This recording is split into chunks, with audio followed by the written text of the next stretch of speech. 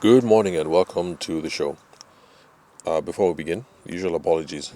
Today is also another out and about episode, so expect to hear some distractions outside. The sounds of cows and people having conversations on cars driving by. So, now that we're done with that, let's get on to the question for today. Now, what we're going to tackle is if it's okay to give your customers or your clients credit. By the way, when I say customers or clients, I'm also including potential customers, potential clients. So I'm using the terms loosely here. All right, so now this is the scenario. We have someone called Khalifa, not her real name. And by the way, if you're from an Arabic country or you're a Muslim and Khalifa is a male name, then forgive me. I don't know why, but that was just the name that came to me on the spot. So anyway, let's just use the name Khalifa. So Khalifa is a fabrics merchant somewhere in Nigeria, let's say Abuja or in Lagos, who imports fabrics from China, from the Netherlands, and then also she gets fabrics internally from different parts of the country, like Kano and different parts of Western Nigeria. So, yeah, that's her business model basically. She's a fabrics merchant, a general merchant, but not a wholesaler. The reason why I'm making up this name is because she's actually someone that I'm talking to at the moment, but I don't have permission to share details of her on the podcast. But I think that from our interaction so far, there are lots of lessons that we can learn over here on the podcast, and so that's the reason why I'm sharing her story. So, customers visit her store. They like the individual samples that she has, and they're also interested in multiple orders at wholesale prices.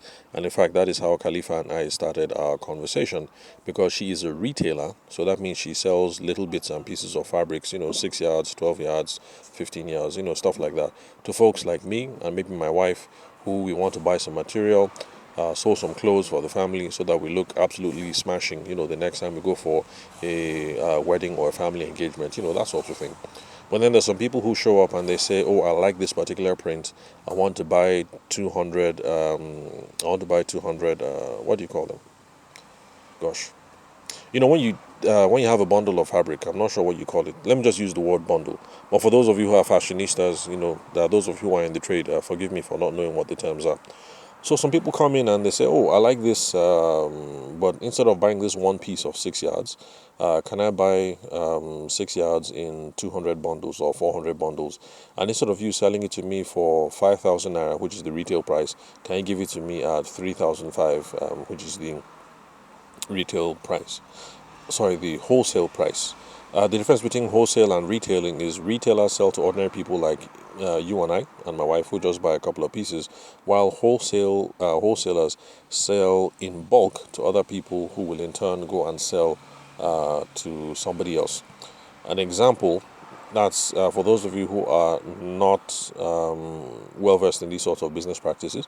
An example is Coca-Cola. So you have Coca-Cola International. Okay, well, I don't know what it's called. Let's say it's called Coca-Cola International. They have licensed producers in different parts of the country. So in Nigeria, I think that would be NBC, Nigerian Bottling Company. They're the ones that have the license. And so NBC is going to produce the batch of Coke and is going to sell, 1,000 bottles of Coke to retailers. So like, let's say the mall. Which mall do we have in Abuja? That we also have in Lagos. What's it called? This is a South African company that has lots of malls in Lagos, Abuja, in Kano. I think they also have in Port Harcourt. The name of the I can't remember the name of the mall. And it's a South African company. Hopefully the name will get back to me. So Coke sells maybe 5,000 bottles or maybe 10,000 bottles per each location in the city. So those people are buying wholesale. And then they in turn will now sell to us. I walk into the store and then I buy 3 or 4 bottles. One for me, one for my wife, one for my mother-in-law. So that's the difference between wholesale and then retail. So Khalifa is she's a retailer, not a wholesaler. So the question that Khalifa had for me, because she was part of the cohort for the last training that we did with the Foundry and Next, those are sister organizations that are innovation hubs, tech hubs So excuse me, in Lagos. So apart from questions around whether it's a good idea to be a wholesaler or not, she wanted to know if it was a good idea to order fabrics before the customers have made payment.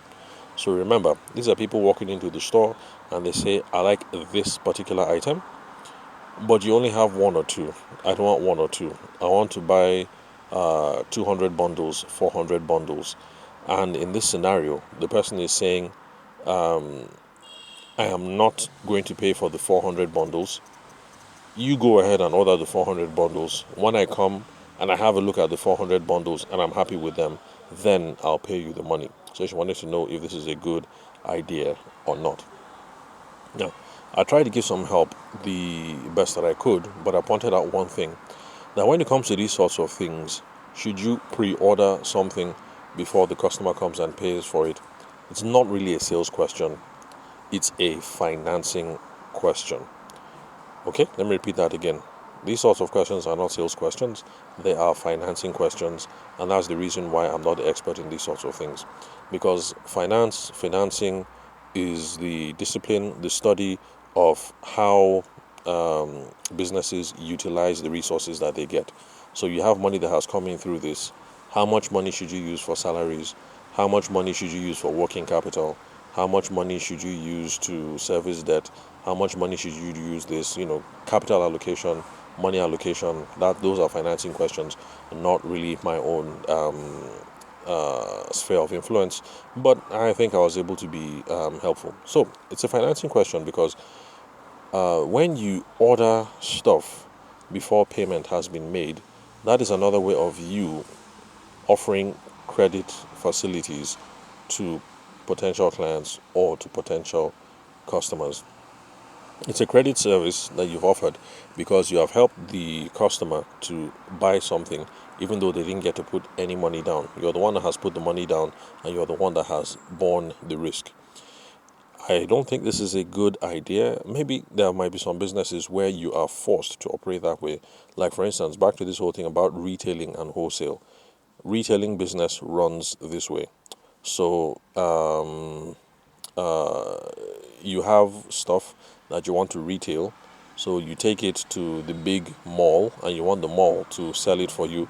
And the mall says, sure, no problem. We will take your products.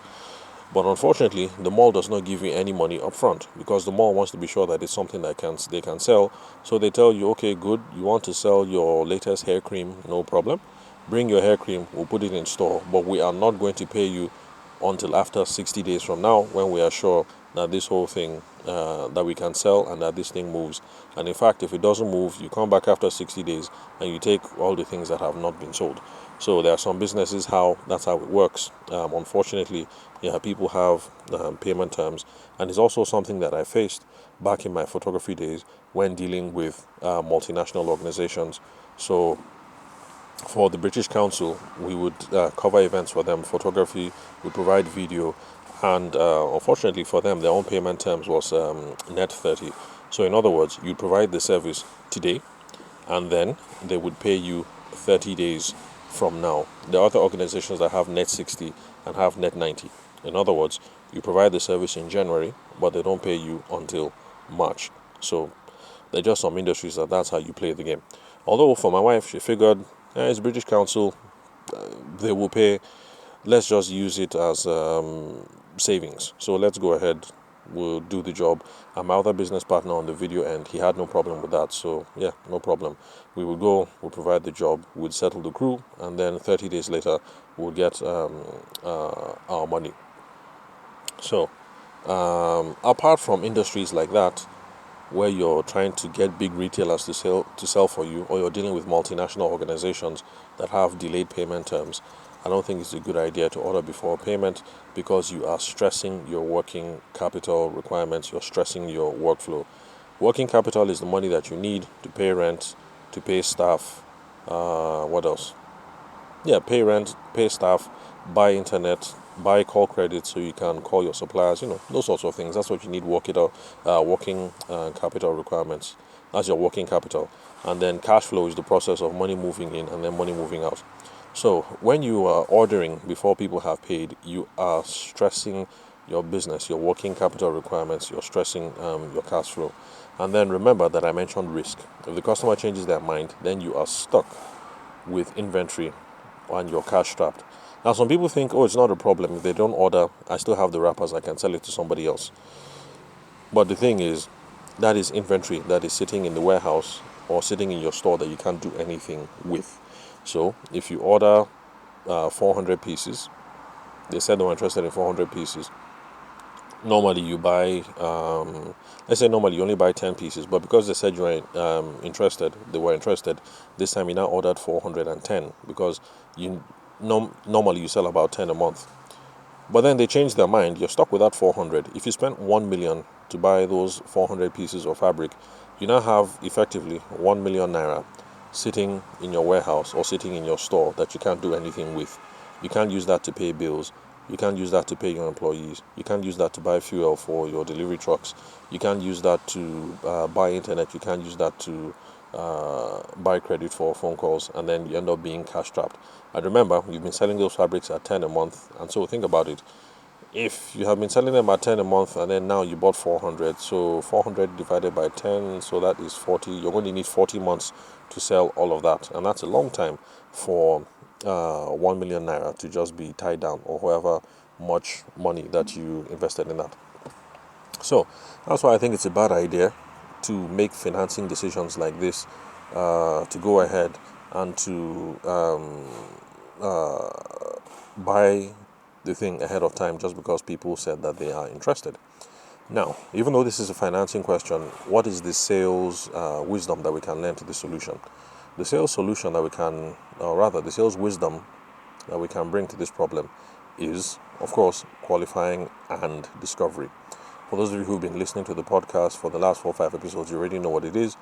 But if this is your first time of listening to the show, let's just do a brief recap.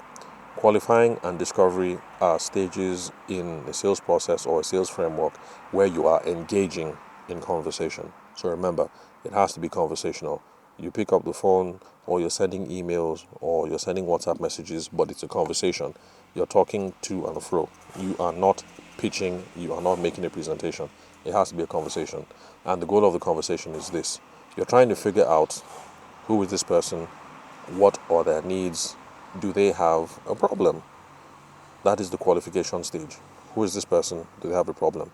Now, discovery is where you're trying to figure out problems, trying to figure out if the problem is one worth solving.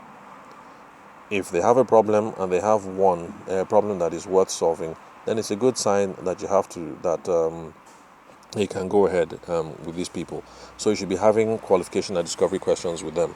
So, okay, ma, thank you for coming by the store. Okay, ma, thank you very much for coming by the store. So, you want these pieces, you want 400. Oh, by the way, when do you need these 400 pieces? And then she responds, I need them by the 30th of March. And then, of course, he asks more questions. Okay, what exactly do you need it for? Is there a wedding going on, or is it a burial, or something like that? So, okay, my grandmother died. She was 102. We want to celebrate her in style, so this is the reason why we need that. You now have a sense of the time frame. And of course, you ask a couple of questions as well, like, okay, if it's not this particular piece, is there any other one that you have in mind?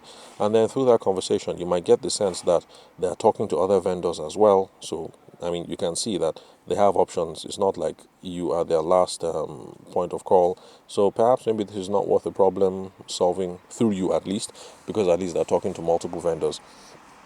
Anyway, so in all those conversations, you try and figure out their time frames. What is it that they need? When do they need it by? Is this a problem that is worth solving?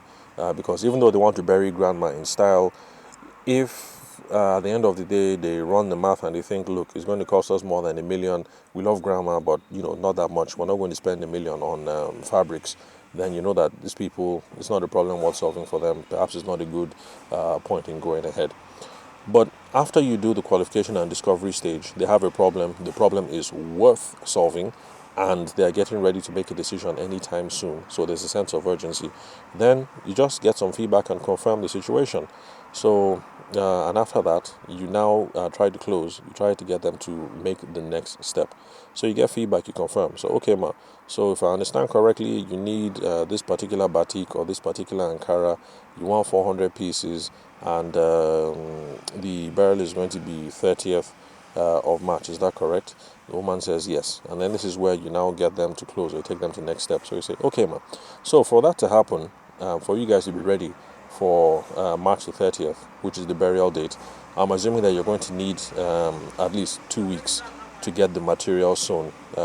What do you think? Is that correct? And the woman says, well, actually, we think we can get that done 1 week, so we've been planning for 1 week. And then you say, okay, right, no problem. So in that case, to have everything delivered to you guys 1 week, so that you have at least 1 week to get everything done, I would like to make delivery by the 20th of March, so you guys have more than a week to sew the material. Do you think that's a good idea? The madam is going to say, yes, that seems to make sense. And then you're now going to say, oh, by the way, now you see why it's important to get a sense of time frames so that you can work out delivery and stuff like that. And also, if you have a sense of the time frames, you're able to now plot what the next step should be. So you now continue. So, okay, ma. So if we need to get this thing by the 20th of March, I need 2 weeks to be able to place that order, because this particular one is going to come in from the Netherlands, and with the prices that we have negotiated, we're going to need at least 2 weeks shipping. So, in order for it to be ready by the 20th of March, you will need to have paid. Okay, 2 weeks. 2 weeks is minus 14. So 20 minus 14, that's 6. So let's just say 5th. So you need to have paid by the 5th of March latest. You need to have paid by the 5th of March latest for this thing to work out. That is the only way that we can make this thing happen, so that you have this fabric ready before time. So what do you think, ma'am? Is that an okay plan? And she says, okay, yes. And then you say, okay, so the next step, ma'am, is we're going to need a payment in the deposit of 50%, 40%, 30%, whatever it is. But it's good sales practice to actually collect something down to get people invested in the sale before you take the next step. Because it really sucks to negotiate a sale and you do everything on your own end, and then the customer says, oh, you know what, the economy changed, I had to pay my children's school fees, I changed my mind, my husband said no, my sisters said no, my uncle said no, this one changed, that one changed, and they bring up all these things that don't involve you. So that's the reason why, from a sales point, we get people invested in the sale. So we say, okay, no problem, if we're going ahead, then you're paying us in full, or you're paying us 70%, you're paying us 50, you're paying us 30, whatever it is that you have agreed to with your business partners, or with your husband or with your wife, if you guys are doing business together. But we actually have to collect something, put something down, and yeah. So you tell her that's what we need to do to move forward, and then after you say that, you keep quiet and you wait to hear what they say. If the woman says, okay, no problem, that sounds like it's reasonable, then fantastic. The next thing is for you to send over your account details, or you collect the ATM card, or you collect a check, or however it is that you do it with your particular business, or you ask her to bring cash. But if she says no, then it means that something is off with the sales process. Okay? And whenever we have a problem in sales process like that, we just need to start from all over again, qualifying and discovery. So that's where you ask, like, the woman says no, like, oh, I'm sorry, ma, I thought I understood correctly that you want ABC and we're working towards XYZ. But this one that you're saying no, ma, like, clearly I've missed something, so what have I missed?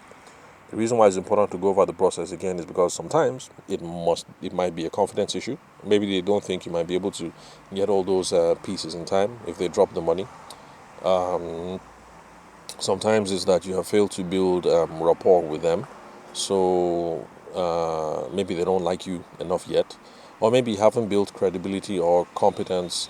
They don't think, okay, credibility and competence, that's also a confidence issue. They don't think you can do what it is that you've said you might do.